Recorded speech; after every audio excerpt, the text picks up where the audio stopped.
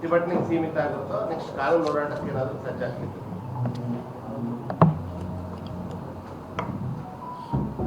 ಆಳಂದದ ರಾಘವ ಚೈತನ್ಯ ಮಂದಿರದ ಮೇಲೆ ಆದಂಥ ಘಟನೆ ತದನಂತರದಲ್ಲಿ ಕಾಂಗ್ರೆಸ್ ಸರ್ಕಾರ ತನ್ನ ಕ್ಯಾಬಿನೆಟ್ನಲ್ಲಿ ಅಂಥ ಅಯೋಗ್ಯರ ವಿರುದ್ಧ ಕೇಸಸ್ಸನ್ನು ವಿಡ್ರಾ ಮಾಡಿರುವಂಥದ್ದು, ಇದು ಹಿಂದೂಗಳಿಗೆ ಅಪಮಾನ ಮಾಡಿರುವಂತಹ ಒಂದು ತೀರ್ಮಾನ.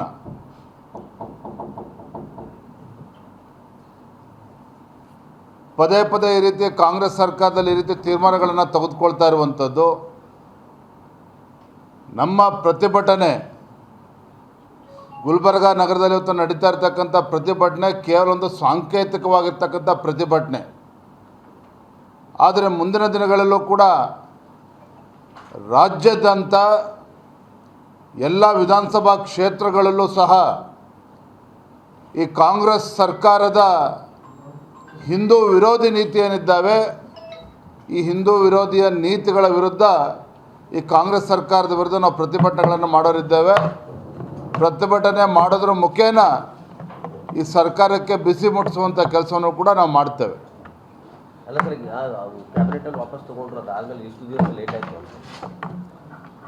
ರಾಜ್ಯದಲ್ಲಿ ಯಾವ್ಯಾವ ರೀತಿ ರಾಜಕೀಯ ಚಟುವಟಿಕೆಗಳು ನಡೀತಾ ಇದ್ದೋ ಎಲ್ಲರೂ ಕೂಡ ನೋಡ್ತಾ ಇದ್ದೀರಿ. ಮೊನ್ನೆನೂ ಕೂಡ ವಿರೋಧ ಪಕ್ಷದ ನಾಯಕರು, ನಾನು ಕೂಡ ಹೋಗಬೇಕಾಗಿತ್ತು ಭಟ್ಕಳಕ್ಕೆ. ಭಟ್ಕಳದಲ್ಲೂ ಕೂಡ ಇದೇ ರೀತಿ ಅಚಾತುರ್ಯ ನಡೆದಿದೆ.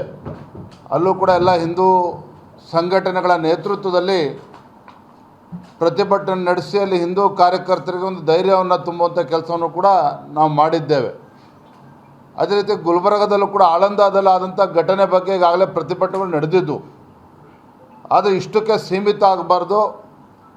ಈ ಸರ್ಕಾರಕ್ಕೆ ಚಾಟಿ ಬೀಸುವಂಥ ಕೆಲಸ ಆಗಬೇಕು.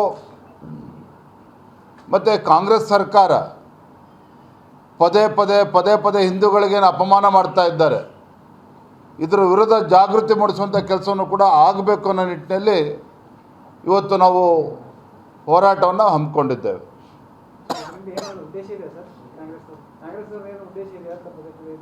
ಅಲ್ಲದೆ ಕಾಂಗ್ರೆಸ್ ಸರ್ಕಾರದ ತೀರ್ಮಾನಗಳು, ನಡವಳಿಕೆಗಳನ್ನು ನೀವು ನೋಡ್ತಾ ಇದ್ದರೆ ಇವರು ಕೇವಲ ಅಲ್ಪಸಂಖ್ಯಾತರ ಓಟಿಂದನೇ ರಾಜ್ಯದಲ್ಲಿ ಅಧಿಕಾರಕ್ಕೆ ಬಂದಿದ್ದೇವೆ ಅನ್ನುವ ಭ್ರಮೆನಲ್ಲಿ ಇವರಿದ್ದಾರೆ. ಪದೇ ಹಿಂದೂ ಭಾವನೆಗಳಿಗೆ ಧಕ್ಕೆ ತರುವಂಥ ಕೆಲಸವನ್ನು ಕಾಂಗ್ರೆಸ್ ಸರ್ಕಾರ ಏನು ಮಾಡ್ತಾ ಇದೆ. ಮುಂದೆ ಹಿಂದೂಗಳ ಮತ ಬೇಡವಾ ಅನ್ನುವ ಉದ್ದೇಶ ಕಾಂಗ್ರೆಸ್ನವ್ರಿಗೆ ಇದ್ದಂತಿದೆ. ಹಾಗಾಗಿ ಇವೆಲ್ಲವನ್ನೂ ಕೂಡ ನಾವು ನೋಡಿಕೊಂಡು ಸುಮ್ಮನೆ ಕೂರೋದಕ್ಕೆ ಬರೋದಿಲ್ಲ. ನಾವು ಕೂಡ ಇವತ್ತು ಸಮಾಜದಲ್ಲಿ ಜಾಗೃತಿ ಮೂಡಿಸುವಂಥ ಕೆಲಸ ನಾವು ಮಾಡಬೇಕಾಗಿದೆ.